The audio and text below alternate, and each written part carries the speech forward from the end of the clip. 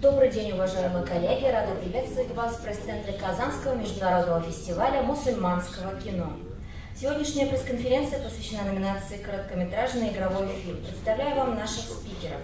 Режиссер фильма «Брат» Чия Шун Лоу, Малайзия, Тайвань. И представитель съемочной группы фильма «Забой» Али Риза Ходай Бузаргей.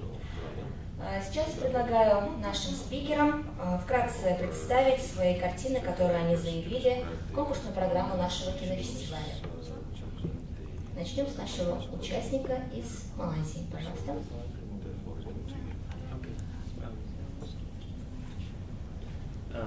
Hello to everyone, and nice to be here, and nice to meet you all. And Abang was the Malay language that's the meaning of brothers in Malay, and the film is about a family with two different ethical of brothers that is living out together, but they're having a little conflicts and going through some hardship and gathering back together.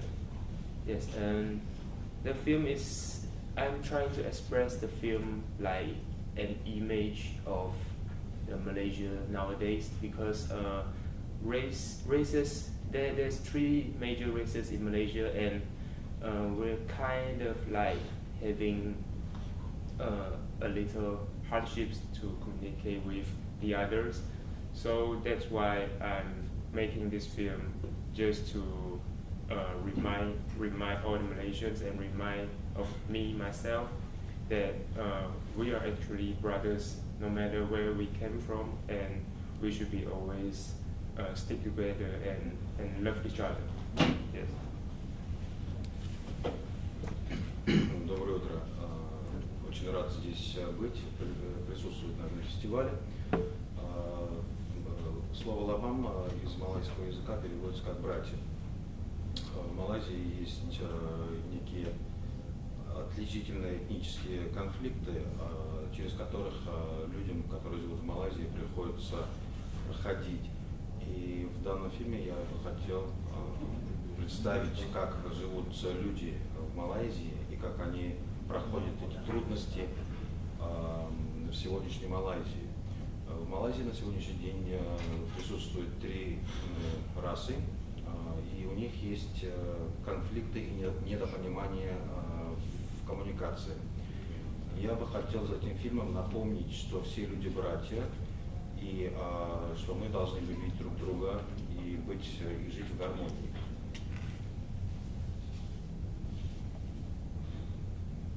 Thanks. Али Риза, пожалуйста. فیلم ما راجع به مردی به اسم قاسم توی یکی از شهرستان‌های ایران به اسم کردستان و یکی از روستاهای کوهستانی اون قاسم برای گذراندن زمستون سختی که در پیش داره تصمیم میگیره گاو شیرده خودش رو بفروشه. یکی از دلایل اون هم همسرشه که اون هم بارداره و توی زمستون به شدت به مشکل میخوره اگه پول کافی نداشته باشه. Приветствую всех, я очень рада вас здесь видеть. Итог нашей истории, о чем я бы хотела вам рассказать, это об одном мужчине, которого зовут Касем, живущий в одних из дальних деревень Курдистана в Иране. И что зимой ему приходится продать свою корову из-за того, что его жена беременна, и они вынуждены сделать такой шаг. و قاسم یه پسری داره که به بیماری سندروم دان مبتلاست به اسم فریاد. این پسر با تصمیم پدرش برای فروختن گاو مخالفه و برخلاف تصمیم خانواده تصمیم میگیره که گاوشون رو فراری بده و بعد از فرار کردن این گاو داستانهایی برای شخصیت اصلی فیلممون که قاسم پیش میاد.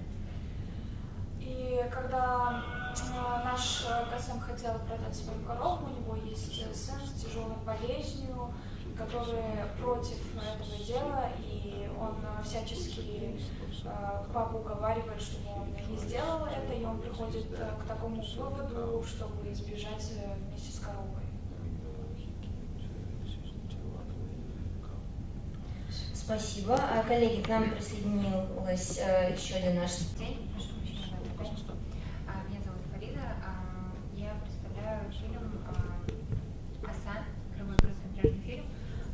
режиссер Бережхан, к сожалению, он сам не смог приехать. Я в качестве второго режиссера представляю этот фильм и также друга режиссера. Фильм «Асан» рассказывает о подростке, это история подростка, у которого умирает отец, и он едет на похороны к отцу. В этой истории основаны реальные события, переживания самого режиссера, то, как он потерял своего отца и как он проехал этот путь, то есть это личное переживание самого режиссера. И вообще Берег всегда придерживается такого мнения, что фильм должен быть прожит самим автором, то есть прочувствовано правдиво, не какие-то выдуманные истории, а вот действительно реальные истории из жизни. Когда ты закладываешь все свои переживания, ты можешь испытать катарсис, и тем самым то, что ты хотел сказать, доходит до зрителя. Надеюсь, в этом фильме у него это получилось. Спасибо. Спасибо. Мы переходим к вопросам. Коллеги, у кого есть вопросы, вы можете... Резонансности живет. Я хотела спросить, вот непосредственно в Малайзии этот фильм какой-то вызвал резонанс, как вы на него отреагировали, была ли такая реакция? Спасибо.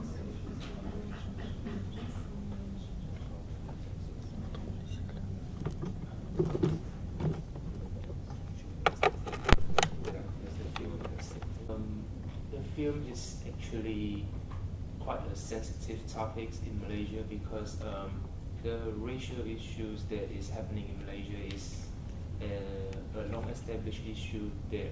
But the Chinese there was faced with some truth, some incidents like Malays are killing the Chinese, and we're kind of like not communicating with the other races in Malaysia now, and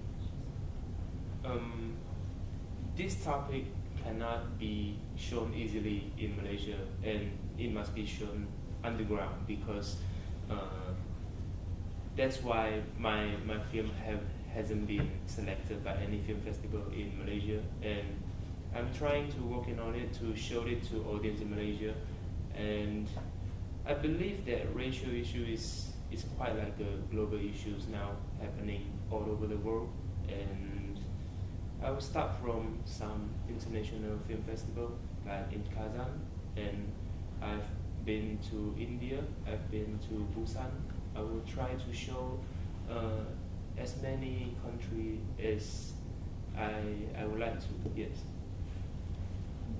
Спасибо. На самом деле данная тема является очень щепетильной для Малайзии, поскольку вопросы расового происхождения уже обосновались в Малайзии очень давно. На самом деле китайцам отношение в Малайзии не очень простое, и мы сталкиваемся со многими трудностями. Малайцы могут спокойно убивать китайцев, и им за это ничего не будет. То есть мы не можем общаться напрямую с малайзийцами, поэтому данный фильм не может быть показан в Малайзии, его не воспримут, и ни один фестиваль в Малайзии не выбрал, не выберет этот фильм. Поэтому это глобальная тема, которую бы я хотел показать в Малайзии и малайцам. Но я думаю, что я решил начать с международных фестивалей, таких как Казань. В прошлом году фильм был показан в Индии, также участвовал на фестивале в Бусане.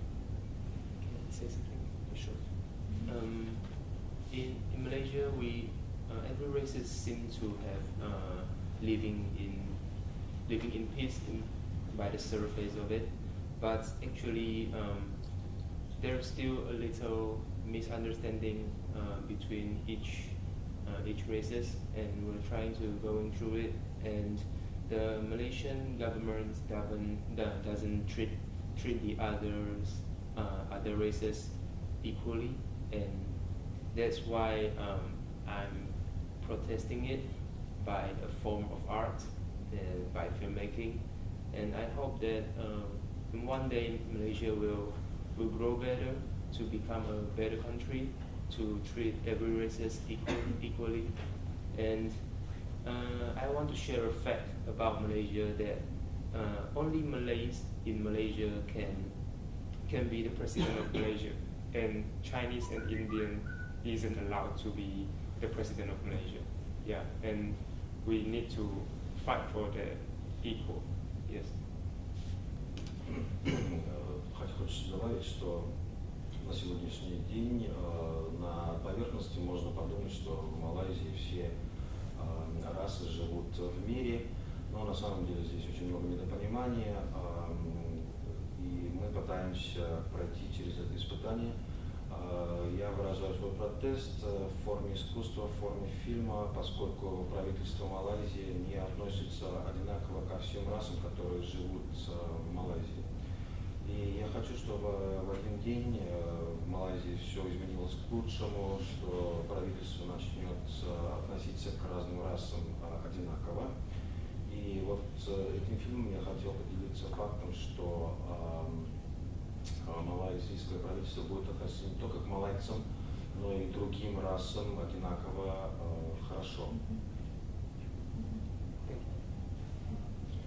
Спасибо.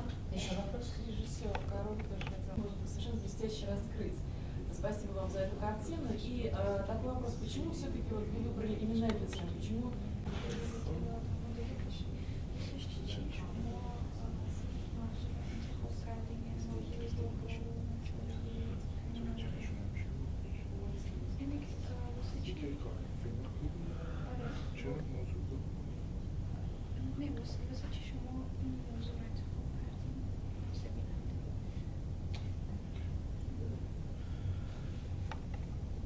این روستایی که لوکیشن فیلم ماست برای اکثر مردم ایران هم ناشناخته است و ما می‌خواستیم شرایط زندگی توی اون روستا رو نشون بدیم، اول از همه به خودمون، بعد به همه جهانیان. و بعد قصه فیلم ما راجع به زندگیه.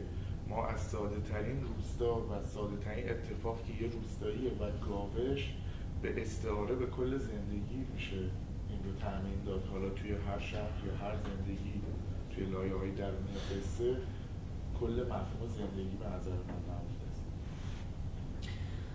Я выбрал такую тему, потому что я хотела показать иранскому народу и всему миру, что как проходит жизнь в дальних деревнях, потому что люди, которые живут в Иране, в больших городах, они не имеют представления, как приходится людям выживать в деревнях и какой образ жизни они там проживают. И этим я бы хотела показать, как жизнь может быть тяжелым для людей в деревнях. И моя картина — это о жизни простых людей, которую я бы хотела показать зрителям и всему миру.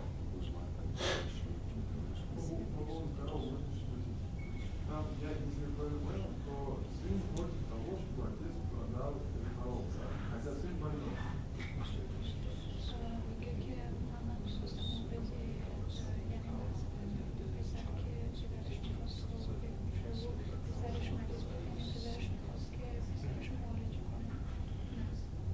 سندروم دان یک بیماری ذهنی و عقب افتادگیه که متاسفانه تا به امروز درمانی برای اون وجود نداره.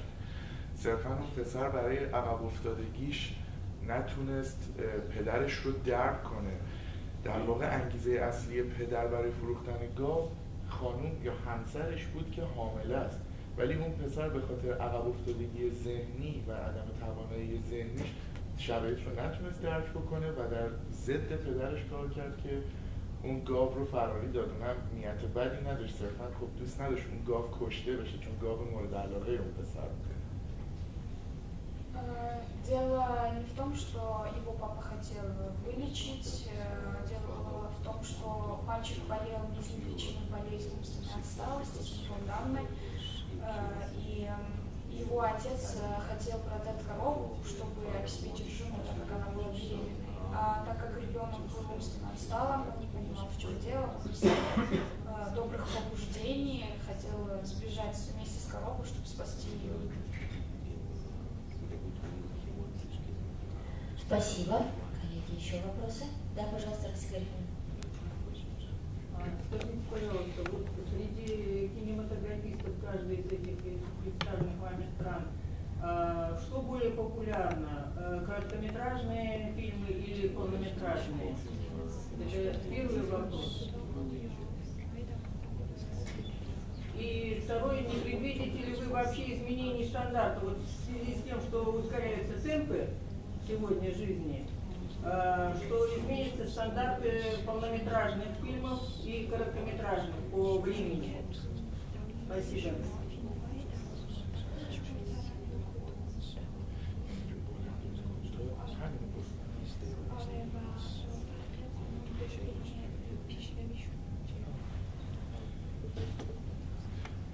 توی کشور ما فیلم کوتاه کاملا مستقله. من این رو از طرف دوتا کارگردانمون باید بگم که این دوتا جوون و رفیق من برای ساختن این فیلم از بانک وام گرفتن و همچنان در حال بازپرداخت اونن، در حالی که توی ایران به فیلم‌های بلند اکثرا کمک مالی میشه و فیلم‌های کوتاه رو علاقه‌مندان به سینما بیشتر با هزینه‌های شخصی خودشون ریسک میکنن و میسازن و ممکنه که هیچ بازگشت مالی نداشته باشه یا مثل این فیلم شانسش رو داشته باشه که توی 30 تا جشنواره بین‌المللی حضور داشته باشه و بازگشت داشته باشه. ولی فیلم کوتاه تو ایران کاملا مستقله، یعنی میشه نگفت کاملا، اکثرا 95% مواقع مستقله و این فیلم اصلا سفارشی نیست و میگم کاملا مستقل از علاقه‌های اسلام. В нашей стране короткометражные фильмы, к большому сожалению, обеспечиваются только самим филммейкером, то есть киносоздателем. И в 95% случаев, то есть бюджет выделяется им самим, они снимают фильм, и даже в том случае, если фильм не выиграет никакие призы, то есть у них не будет обратной связи, и они не получат деньги. Что касается полнометражных фильмов, для них выделяется бюджет со стороны государства, и то есть вот они находятся на более высоком уровне. И вот нашему фильму повезло, что он смог участвовать в 30 фестивалях страны и мира. Можно я тоже отвечу на этот вопрос? Что касается нашей страны, Казахстана, у нас, в отличие от вас, да, есть хорошая возможность, что государство финансирует короткометражные фильмы. То есть у нас есть продукт-фильм, и оно дает возможность снять короткометражные фильмы стартаперам, то есть начинающим режиссерам. Но, конечно, не у всех есть возможность получить, да? Как бы, нет, у всех есть возможность, но не все получают это.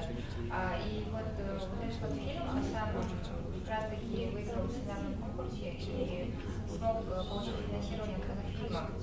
Поэтому вот в начале фильма идет шаг от Казахфильма. Вот, и вот такая вот есть возможность для государства. Но, конечно, не все сидят и ждут, да, когда же дадут деньги снять, поэтому мы в основном снимаем на свои деньги также.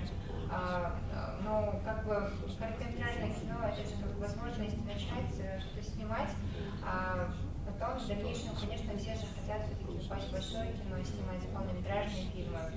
Вот, поэтому есть много режиссеров, которые хотят все-таки заниматься творчеством, снимать, то есть не делать заказные фильмы, где от тебя требуют каких-то рамок, да, вот, ограничений, хотят делать то, что они хотят полное творчество, да, свое выявить. Они начинают тоже собирать деньги, собирать команду, которая готова бесплатно работать, да, помогать друг другу. Партизанское кино, вот у нас есть такое движение, они вот сами, получается, снимают на свои деньги, вот, а потом получается, они делают авторское кино, которое участвует в кинофестивалях. А что касается коммерческого кино, то да, это все выделяется средства на это и делается, ну, это получается уже заказное кино. Если делать авторское, то на свои деньги. Прямо движение такое партизанское? Да, у нас есть режиссеры, которые прям вот так вот снимают, они называются партизанское кино у них, вот, и на многих международных кинофестивалях участвуют также и здесь картины выставляют. Спасибо вам за вопрос.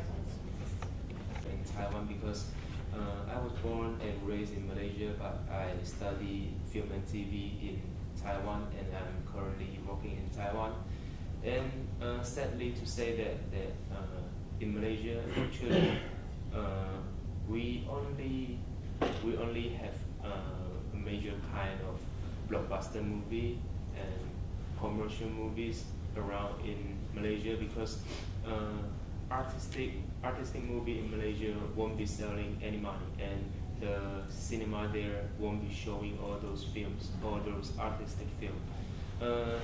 And the filmmaking in Malaysia was influenced by the filmmaking in Hong Kong in the early time, and our form of art is not actually changing during the years, because there's no one that is powerful enough to change the industry in Malaysia. So it's quite sad for me, but I think it's better in Taiwan, because in Taiwan some of the government and some of the TV organization is sponsoring the short film, the documentary films and feature films. Therefore, we can find some resources and find some money to make films in Taiwan with more freely topics to be chosen. Yes, and I would like to go back to Malaysia one day, but not now. Maybe 10 years later, to try to change the industry in Malaysia, because I am still loving my homeland, and I'm trying to bring some new ideas, new form of art from the other countries back to Malaysia to make Malaysia improve well. Yes. Мне бы хотелось поделиться своими мыслями про кинематограф в Малайзии и в Тайване. Хотя я родился в Малайзии, но я воспитывался и живу в Тайване. В Малайзии предпочтительнее снимать блокбастеры и коммерческое кино. Авторское кино не поддерживается правительством, и они не показывают авторское кино на экранах. Киноиндустрия в основном... Это в Малайзии, да? В Малайзии, да. Киноиндустрия в Малайзии имеет огромное влияние из киноиндустрии Гонконга. К сожалению, на сегодняшний день нет ни одного влиятельного человека, который бы изменил эту киноиндустрию. И ситуация в Тайване намного лучше. Тайванское правительство спонсирует документальные фильмы, короткометражные фильмы, полнометражные фильмы. И мы можем найти ресурсы и снять фильмы в Тайване на более свободные темы. Конечно, мне бы хотелось вернуться в Малайзию, на мою родину, но не сейчас, может быть, лет через 10, попытаться поменять индустрию, поскольку я люблю эту страну, и мне бы хотелось поменять индустрию кино в лучшую сторону. Спасибо, спасибо. Красивая страна у вас очень. من میخواستم اینم اضافه کنم که تمرینیه و پلیه برای رسیدن به فیلم سینمایی و بلند، ولی فیلم کوتاه ما صرفاً به خاطر اینکه تمرینی باشه که بچه‌ها بتونن فیلم بلندشون رو بسازن ساخته نشده. ما معتقدیم که فیلم کوتاه هنر مستقلیه و ساختن اون هم هنر خودش رو داره و بچه‌ها تصمیم گرفتن که فیلم کوتاه بسازن چون قصه‌شون مخصوص فیلم کوتاه بود، نه تمرینی برای اینکه بتونن پول بگیرن برای فیلم بلند.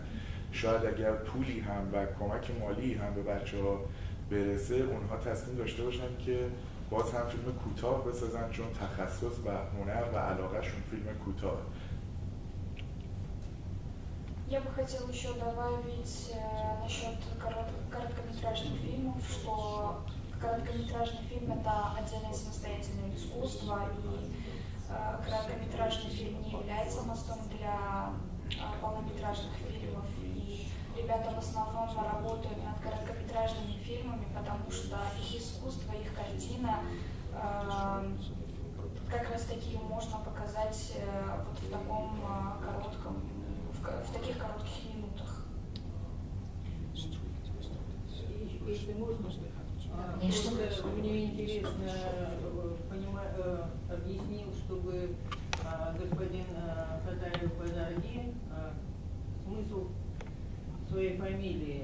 Вот Хадаев у нас означает Бог.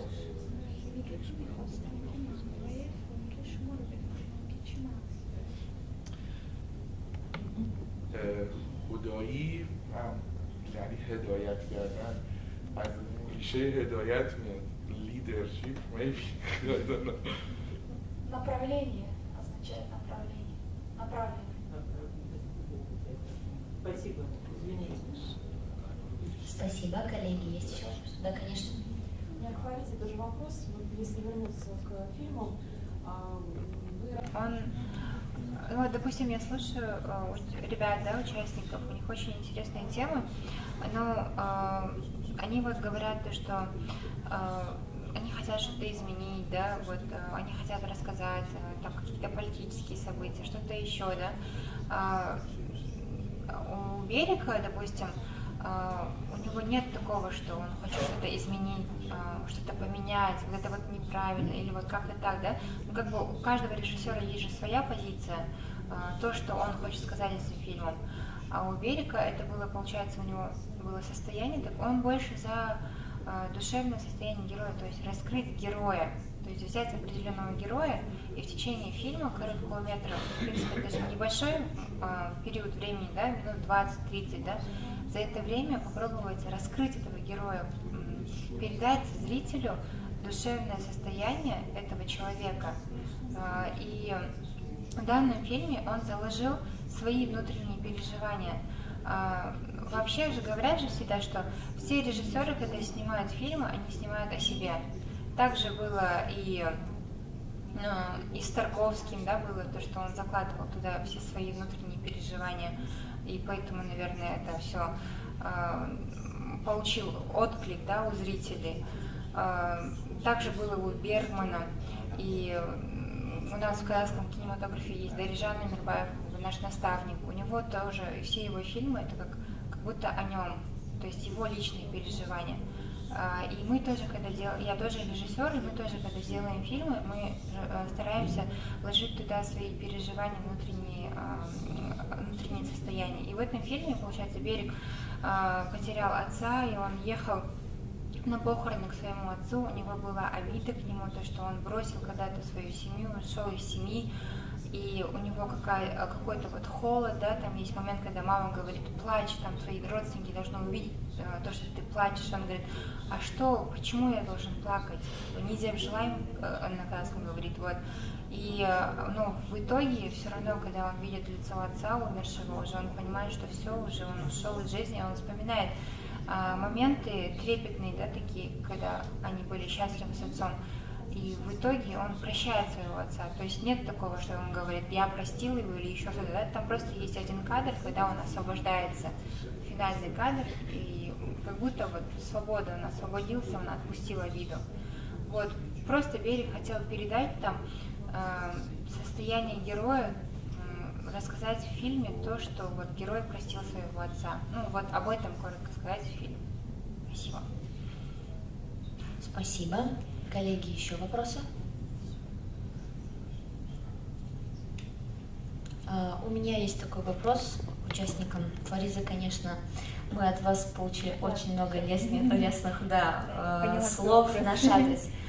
Хотелось бы у других наших спикеров узнать, вообще, знали ли они до этого о Казанском кинофестивале, и вот уже приехав сюда, став непосредственно участником, как они оценивают Казанский кинофестиваль в фестивальной арене мира в целом? Before coming to Kazan Film Festival, I was trying to go to some major festival around the world. It's like Cannes Film Festival and Berliner Film Festival.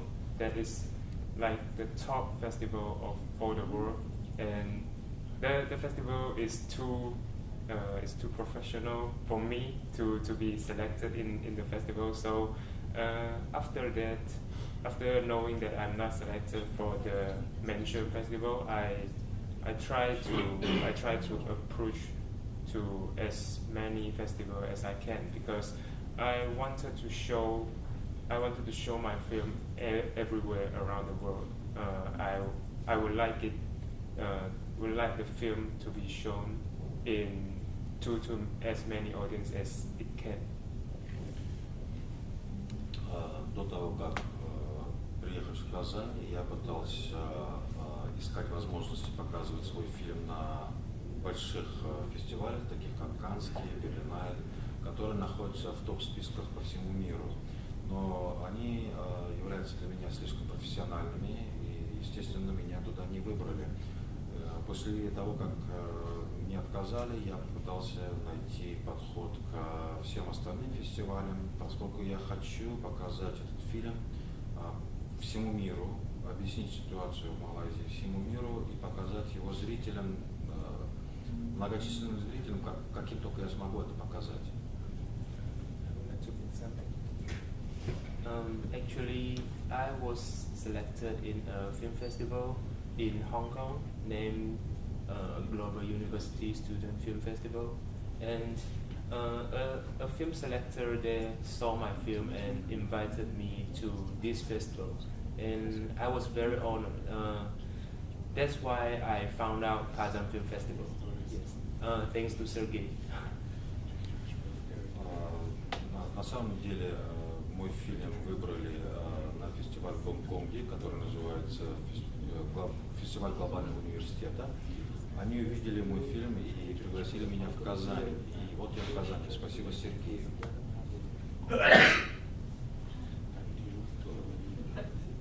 Спасибо. Будьте здоровы.